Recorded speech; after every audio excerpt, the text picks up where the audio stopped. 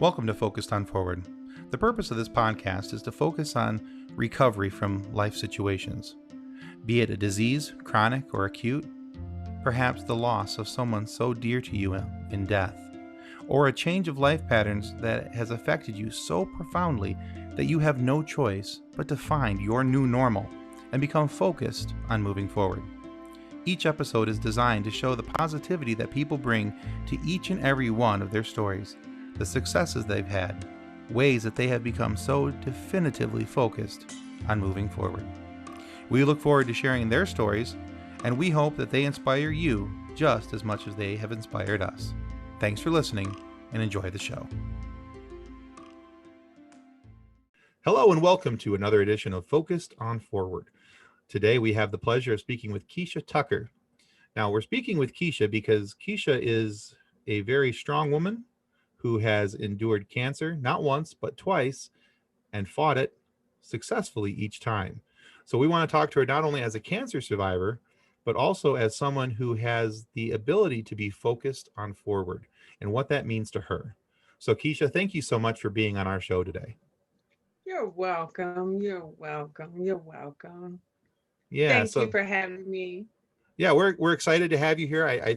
I think that folks will get a chance to hear your story and really be inspired by what you're about to tell us. Just a little bit that I've had to talk with you pre-show here.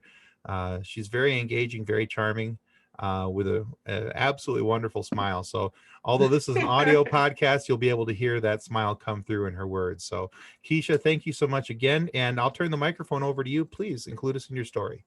Yes. All right. So I am Keisha. I am 42. I am a two-time cancer survivor. I'm mother of three, grandmother of one. Um, I currently am a government contractor and I run my own body care business. The body care business came from me wanting to be in control of self, of what I can give to myself and what I can control and what I have the ability to help others in this journey of not understanding how we have to understand how to move forward with no guidance. It just all just life just spawns from the fact of having cancer twice, the first time at 19 and the second time at 30. It's just like the guidance wasn't there. No one tells you, okay, you beat cancer. Now what? No one says that you're going to have an immune disorder or your body's going to start shutting down on you or, and that's what I had to deal with after beating cancer twice. I was put on the pancreas list for needing a transplant three Okay. years ago because my immune system was so compromised in dealing with all of the health issues that it just started saying we're out. So I just changed my life. I changed my diet. I lost 110 pounds. Oh, wow. Just just understanding that no matter what life gives me, I have a portion of control, and that portion of control can say that I can eat different. I can know what can go on my skin and in my skin, on my body, and just mentally focus on being okay to be okay. And we're not taught that a lot of times, being adults that already have children, that already have families, that we're already wives or husbands. We wing it like through life, just making it up, like fouling it up, because it's just like, okay, we're here. We're here. We got to deal with it. We got to work it out. We got to make sure they eat. And I tell my kids all the time, children don't care about your story. They care whether those lights come on and whether it's food in that refrigerator. Like the story behind it doesn't matter. Your struggle in getting them where they had to be, that gets lost. You want them to appreciate everything you've given them, but it gets the burden that sometimes as parents that we want to put on our children to really get it. Like I worked hard to get you that. I worked hard to us here. I worked hard, the life that I've given us. It gets really lost in translation and understanding the real role that we have to play. They don't care. It sounds so harsh, but I But it's had to not. It's the realize the reality. journey that it is a reality that children don't care. They want fruit snacks and Capri Sun. That struggle of saying that, mama didn't have a mama because I'm adopted. So I know group homes. I know what it is to be, waking up in the middle of the night, saying, okay, we're going to go to a new family. So it's just my kids don't have to understand every bit of struggle I had to go through to get that I'm a good mom. And Right. that was that's a lot for us as parents to say we do have to move forward. We do have to give them the best life. It's not their burden to struggle with us. It's not. It's just such unfortunate for us as people and as parents, for people that look up to us, to put them through that struggle with us. Because I said, I've done a lot of things. I've gone through a lot of things, but one thing I can pat myself on the back and say I'm a great mom. So it's just, like you said, the moving forward of it all and not understanding. Counseling is not a bad word. It's not a cuss word. It's not a it's Right. okay to tell someone I don't know what I'm doing. I'm fouling it up and I'm just holding on. I'm basically just winging it. I'm walking through a fog of going to work every day, feeding these kids every day, not understanding whether I want to hug or, go postal. You just don't know, but you just know every day that routine must be the same for the people that you have promised to take care of. Yeah. And that's a hard pill to swallow for a lot of us to even admit that we have an issue with moving forward past trauma, like past abuse, past life, past a lot of things. And we bring innocence into that as far as children, even work, even, this life period, just bringing that non-understanding of what we have to do to be mentally okay. Like I give myself my moments. I understand what I've gone through, where I've been. I tell myself, Keisha, cry it out for your 15 minutes. Do not ever deny yourself a chance to feel. And then when that time is over, you look yourself in the face, you wipe your face because you're just not that cute, red and crying.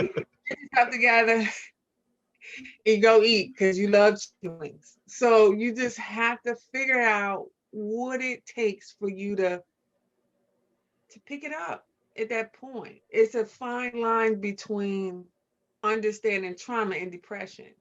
Yeah, we Can't do. live in the Yeah, we do something similar at our house as well. You know, right. we allow our what we call a down day. So you can have a down day, but the Yes, next day is a new day, and you can't continuously lay there and lay there in the dirt.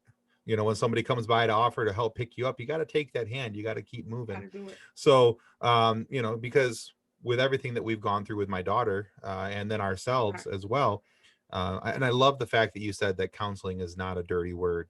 And I think so many times right, that gets lost in translation, especially for a lot of men are going to feel called out here, but especially for men. We, right. speaking on behalf of men, we typically don't like to talk about counseling because we don't want to talk about our feelings. We don't want to be open. We don't want to Right. be vulnerable.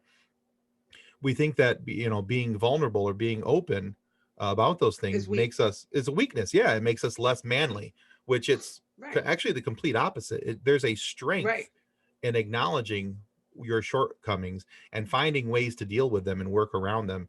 And I wish that more people would do that. I went through counseling after my right, daughter came out of the hospital, and it was simply one of the best things I ever did for myself, and one of the best things I felt I ever did for my family, because it right. helped me regain me. And it's an unfair burden to place on someone. Oh, absolutely. Yeah, absolutely. So let's talk a little bit about how you got to this level of understanding, because now you had to go through some changes and some challenges through life with cancer. So if Right. to the comfort level that you're willing to share, what types of cancer Oh. did you battle with? I've had cervical cancer twice. Okay. So when I was 19, they said, "Okay, you have cancer." So I'm 19. I'm just like, "Okay, well, I'm out of foster care and I'm on my own. So what we got to do to fix it?" Like, so they was like, "Okay, we're gonna take half your cervix, but you'll never be able to have children." So by then I already had one, and then I was set to have another child, and then I was like, "Oh man, I'm not gonna have any more kids." But successfully, I've had three children. So I held my kid with a half of a cervix. So then going through life, 10 years later, just feeling like, okay, everything is fine. I beat it. I'm good. Everything is great. Then here comes 30, hitting me like a ton of bricks. I'm feeling like I have my life together. Mm-hmm. I had the home. I had 3.6 kids. I think I had a dog or a cat and something to take care of other than humans. Something else with a And, heartbeat. right. And just feeling like the unfairness of it all. It's just like I paid my dues. I've Mm-hmm. done everything I was supposed to do. Past, like giving a leg. I've been good. I've been kind. Right. I've so I had to just wrap my head around that. Like, especially the second time. Like I had to really wrap my head around understanding it, understanding this was my journey. And Okay. maybe in me going through my journey of understanding why I was going through it, because that was a hard pill. That was that was the hardest pill to swallow, to understand that it was just happening again. And it's just like, why? Like, is the universe this cruel? And you have people walking out here just unibombing it up out here, and Right. nothing is happening to these people. So it's just like the beating yourself up to understand that what you give into the world will come back. No, it will not come back in the forms that you think it will come back in. But as far as me having cancer again, and then they're saying, okay, well, you will never be able to have another child at this point. So I had to wrap my head around that, as like, I can never have another child. It's not that I ain't one anymore, because I did not. But it was just wrapping your rights are being taken, and this is what you must do. Yeah. So it's just like, Yeah. I can. that I was can. a lot. Yeah. Yeah. Yeah. Well, being a man, I can only partially understand that, just from the aspect that I know several women who have had to have some have female issues, and they have had either Right. partial or complete hysterectomies and had to have Yes. those things taken away from them. Right. um and a couple of them have commented the same thing that you just said. It's not that I Right. didn't want to have more kids, it was the fact that I was told I Right. couldn't. Right. um you know and one of them even said, what if I changed my mind in 5 years, and I want to have more children, and you know so, but I think for sometimes as guys, we don't quite understand the connection there that a woman can feel, being a mother, and being able to Right. provide life, and things along those lines, which is a beautiful thing Right. as well. Yes. It's beautiful. My baby is about to graduate high school. Oh boy. I have one that's, well, two, my two oldest are both graduating with bachelor's degrees. So all three of my children graduate this year. Oh So, man, yay. that's great. I am in the check on you phase. Like, did y'all eat today? Are y'all okay? I don't have to do a whole lot of parenting because I've made it. Right, right. I've made it to the, y'all need gas money, just that, woo. And they're all girls. So, Okay, excellent. All right, so let's talk a little bit more about your the survival process and going through. Now, so Yes. for some other cancer survivors I've talked to, they have said that, most people automatically assume that it's the physical portion of the cancer that is the most taxing or toiling to the patient. So for you, was it more mentally, emotionally taxing, or was it more physically taxing? It was mental. It was way mental because I felt like I could deal with pain, Okay. being in foster care and stuff like that, dealing with abuse. I was okay because the morphine was amazing, but it was the mental thing of knowing that you've left 3 kids, that you have to be in the hospital and you don't know when you're coming back home. Like it just so broke my heart one night. My kids was like, "Mommy, are you done with cancer?" Like they called up to the hospital and said, "Are you done with it?" And Hmm. it just hurt. It just hurts your heart to say, you know, I don't know what to do.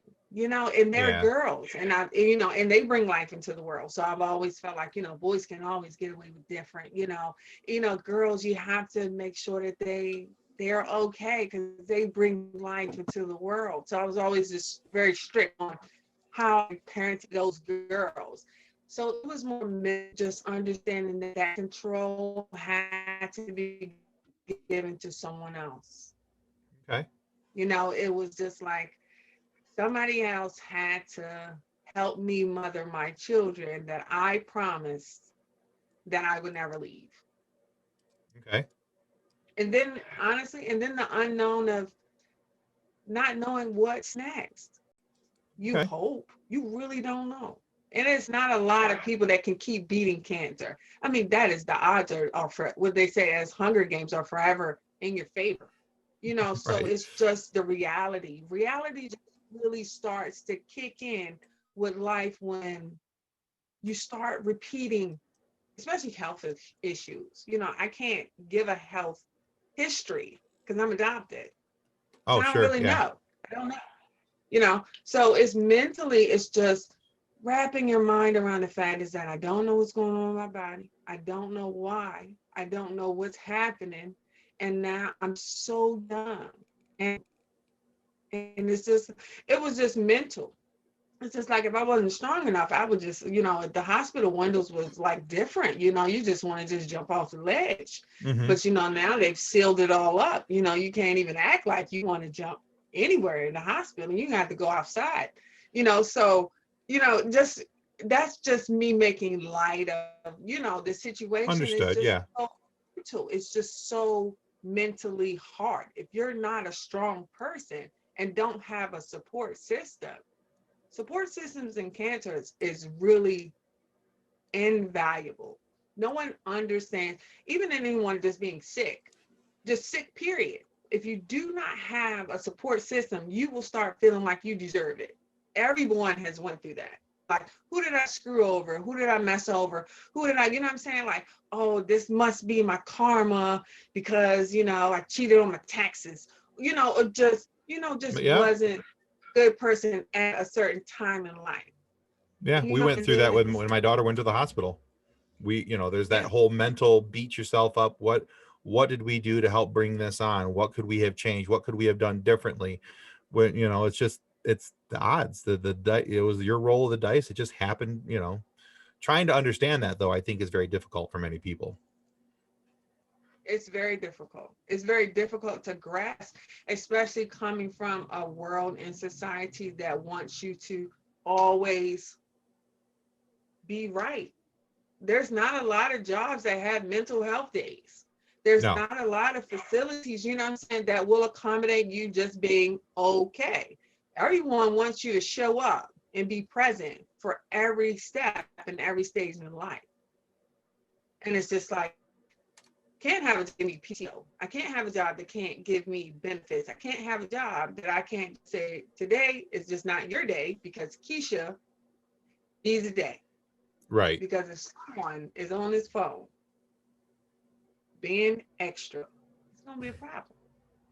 So it's just that understanding that what we have to do, so my job understands that, my immune disorder, well, after beating cancer twice Mm-hmm. and getting on the pancreas list for a transplant, I'm just developing an immune disorder. So my immune system says, honey, we're going to be on the toilet for 6 to 9 days because we're Mm-hmm. going to shut down you any time and you're going to take it. It's going to be okay. Right. So Okay. it's just a support system. My kids check on me every day. They live a mile down the street. They have a house together, all three of them, which is so weird, but it works for them. But Well, it's there's just a that. support system, and not depending on it's important. It's important, especially for having cancer. It's the support system. Like Mercy here in Baltimore has a cancer survivor day every June, first Sunday in June. Oh, that's Everyone cool. knows. If anyone is on this phone, everyone knows the first Sunday in June is National Cancer Survivor Day across the world. So it's just like that day, if you can't go anywhere, if you can't be present, just, you know, be kind that day. Tell people, just be kind, pay it forward, something. The first Sunday in June, just give good energy because a lot of people didn't make it here. You have to understand, as many Yeah. survivors, there are just as many people that lost the fight. Oh, very much so. Yeah. Screech, Yeah. our age, our age, we grew up looking at him grow up with us. Right. Yeah, absolutely. You know, it's a hard pill. Yeah. Yeah. So what was your turning point in going through everything that you went through where you decided, okay, now is where I need to I need to dig in and I need to be focused on forward? How did that happen for you? When I stopped depending on people to let me down. Okay. Can you go into a little more about that? Yes. So, in me wanting to understand like the journey, and I felt like I needed a mom at that point because I didn't have one. So I started trying to develop this relationship with my mother, feeling like it would make me not whole, but everyone deserves a mom, especially if she's still out here walking around. Mm-hmm. So it was just a longing to say, well, maybe I understand why the way I move, behave the way I behave, why I'm so strict. But then it's like when that started to just let me down, and just depending on people before I got myself together, it was just like, no, no, no, no, no. Get yourself together, develop a standard. That's when I knew how to move forward because I developed a standard for me of care. And I never had one. It was always take care of this, take care of that. You have this child, you got to do this, and as people, we always feel like we have to do so much for everybody else. And then as soon as the first person let us down, our whole world is shot Mm-hmm. because we just haven't learned how to just be okay. And it just took so long for me to just be okay. And that was counseling. I couldn't have done it no other way. I would not, because I didn't understand. I didn't understand how you can bring life into the world and not nurture it. That was a hard pill to Mm-hmm. swallow. And it was just even harder understanding that that person now is sick, depending on you to make sure they're okay. Right. So it was just when I just took a deep breath and said, you know what, Keisha, you're enough. You're enough for you. You're enough for the people that really matter. When I look back, I said, I have my kids. They're healthy. I'm enough for the people that matter. When my counselor said, you're enough for the people that matter, I was done. That day, it was just like, lady, I'm going to stop paying you $130 a week to keep sitting on this couch because save some money. And this is a lot. So it's just finding your self-worth. I'm always have to, say the funny part of the smiley side of it all, but it's just finding your worth. Just your worth. You have to find you. I couldn't expect a partner to give me anything because I had no worth. I was just always saying, I don't want to do this, I don't want to deal with it, I don't want to do this. And Lord forbid, and let's speak on the men, how can you ask to me a man to be a man with them not understanding what they're doing? Now we're all winging it. In the first argument, everyone's ready to just go off Mm-hmm. because no one has a standard or care of themselves. So I can't require you to do anything for me because I don't have a standard. So that was kind of a light bulb moment then for you, sitting there with the Yes. counselor. That was where Yes. that was when the light switched, that hey, this is how I'm going to take care of myself and be focused on forward. Yep. Focus Awesome. on forward, moving forward. Oh, okay. So what do you do on a daily basis that helps you to move forward in your life? Well, I run a body business. So moving forward, it just allows me to help everyone just take control. Um, it gives me so much pleasure to just watch people just be happy.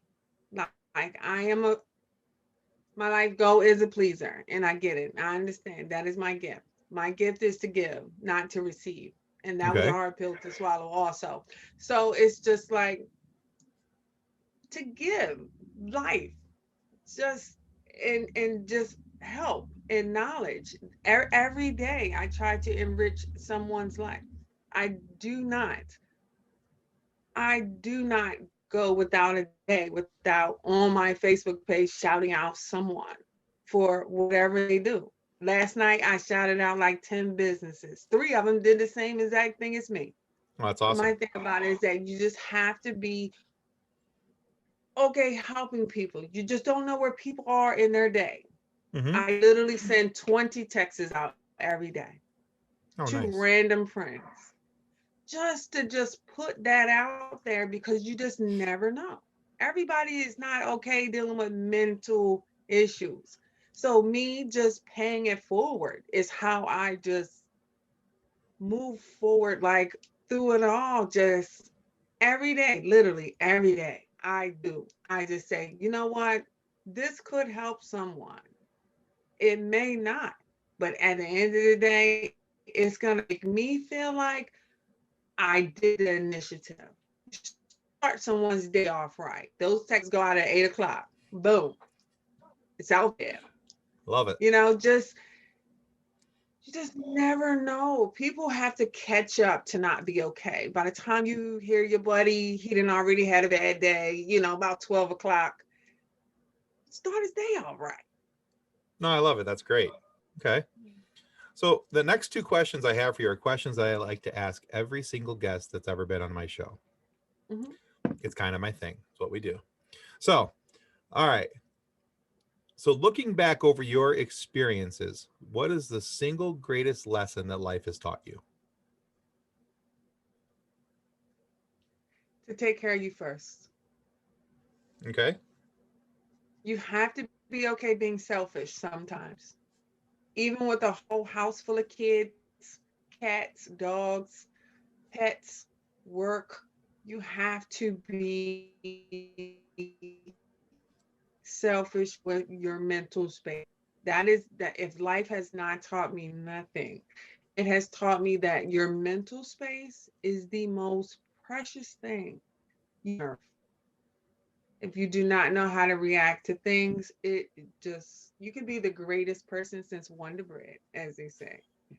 If you do Right. not have control of your mental space and who can come in it and disturb it, you're dangerous.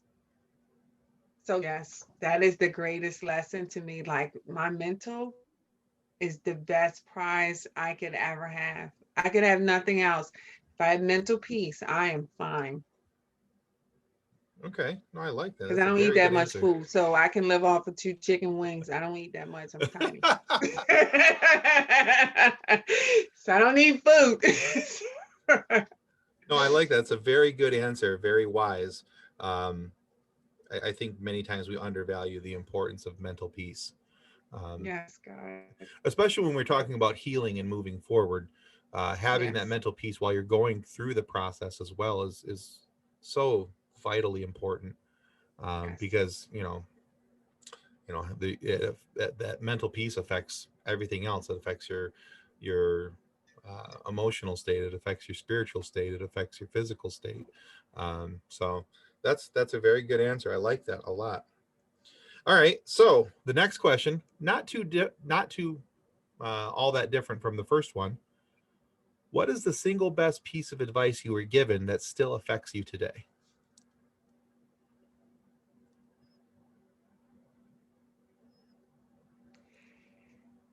And I was told this by someone on the street. Like I just literally had a mental breakdown in the middle of downtown Baltimore, and they said, "Baby," and this is exactly what they said because they was sketchy. Um, they said, "Baby, let it go. Whatever it is, if it's not right, let it go." And I'm just sitting there crying in the rain, looking crazy, like a Purple Rain movie. And it's just in it, and he said, "Let it go.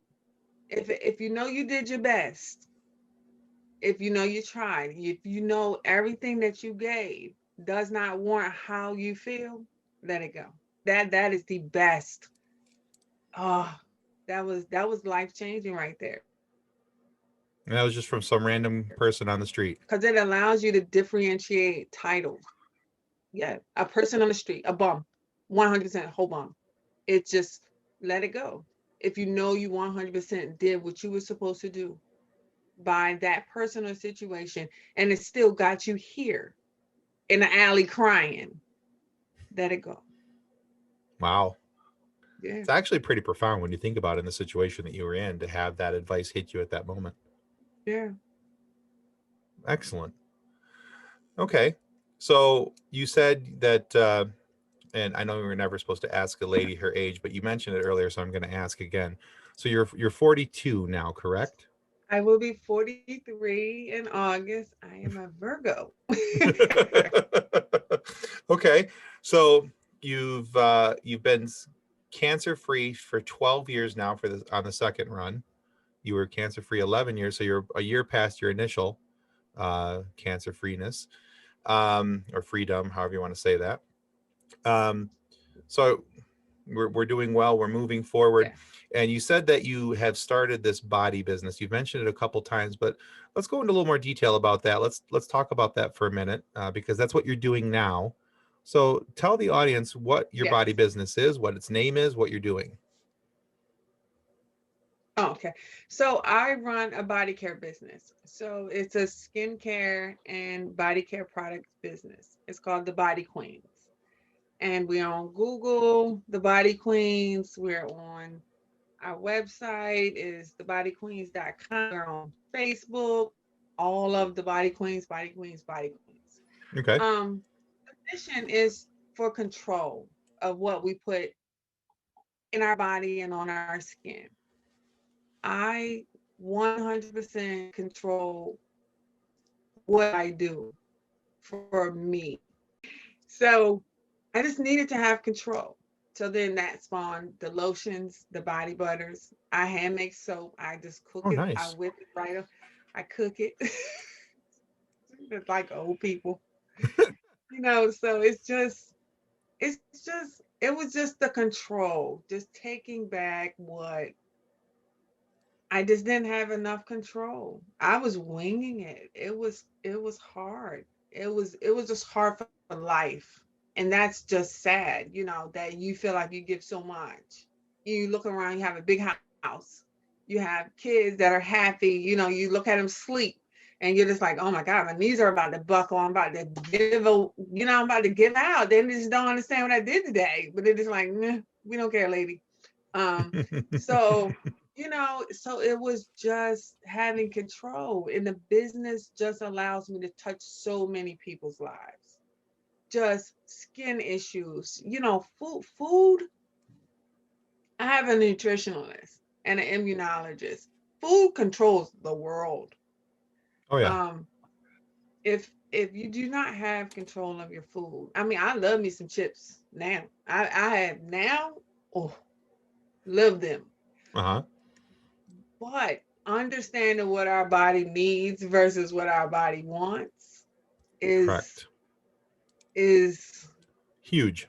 and yeah, and the business allows me to have that control. Okay. 100%. All right. Yes. Well, cool. We'll make sure that when we get this episode posted, that we'll include some information about the Body Queens as well. Make sure that folks get to see that and know that. Um, and really, guys, if you haven't caught on to it by now, Keisha's kind of awesome, and I'm dope. that's right. Yeah, yeah. No, we're talking to somebody who has fought cancer not once but twice, and has been successful each time, and is now successfully managing her own company. So we can be sure that she's tackling that with the same ferocity, I'm sure. So, Keisha, thank you so much for being on Focused on Forward today. It's Oh, been a pleasure to speak with you. thank you so much for having me. Oh, I so appreciate it. And your spirit is amazing. I Oh, mean, thank you. amazing, amazing. You have a good spirit. Oh, You thank you. you are awesome. Yeah, you're awesome. Well, we try. Every once in a while we get lucky and maybe we hit the marks, right? So, Yeah, you do good.